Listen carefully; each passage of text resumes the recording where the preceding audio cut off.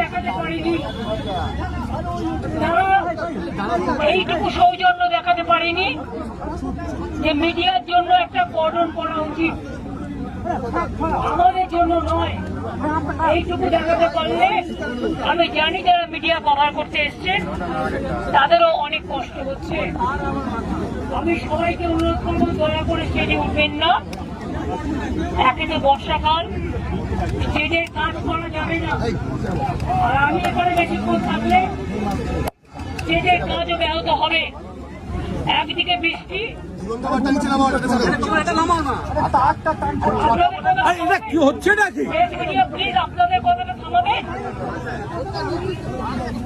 আমাদের কর্মীরা তো চুপ করে গেছে, আপনারা একটু চুপ করুন দয়া করে। আমি আপনাদের বলি, কোর্টের পারমিশন থাকা সত্ত্বেও আমাদের এই স্টেজ ডেকোরেশন করবার জন্য অনেক দেরি করিয়ে দেওয়া হয়েছে। তা সত্ত্বেও গতকাল লোডশেডিংও করে দেওয়া হয়েছিল।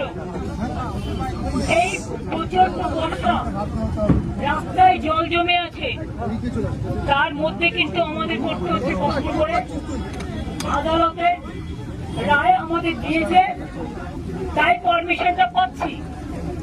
আমরা আস্তে আস্তে দেখলাম অনেক পলিটিক্যাল পার্টি মিটিং বিভিন্ন মোড়ে মোড়ে হচ্ছে, তাদের পারমিশন দেওয়া যায়, শুধুমাত্র মমতা ব্যানার্জিকে পারমিশন দেওয়া যায় না, আর অল ইন্ডিয়া তৃণমূল কংগ্রেসকে পারমিশন দেওয়া যায় না।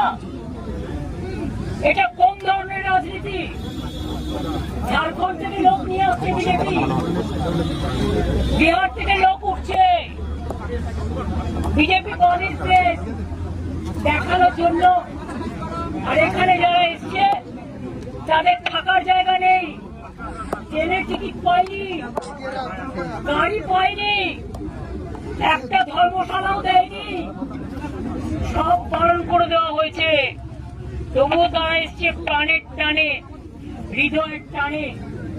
আমি সবাইকে বলবো, যারা তৃণমূল কংগ্রেস তৈরি করেছেন 98 এর 1 জানুয়ারি, 97 এ আউটডোর মিটিং এর পরে তারা সবাই ভাই নো স্লোগান, ভাইদের আপনারা স্লোগান দিন না, আমি চলে যাই।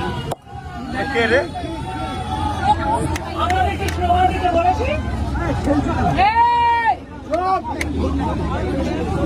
আমি যে কথা বলছিলাম মাইকে শুনতে পাচ্ছি না, আসলে মাইকের একটা আমাদের ভুল হয়ে গেছে,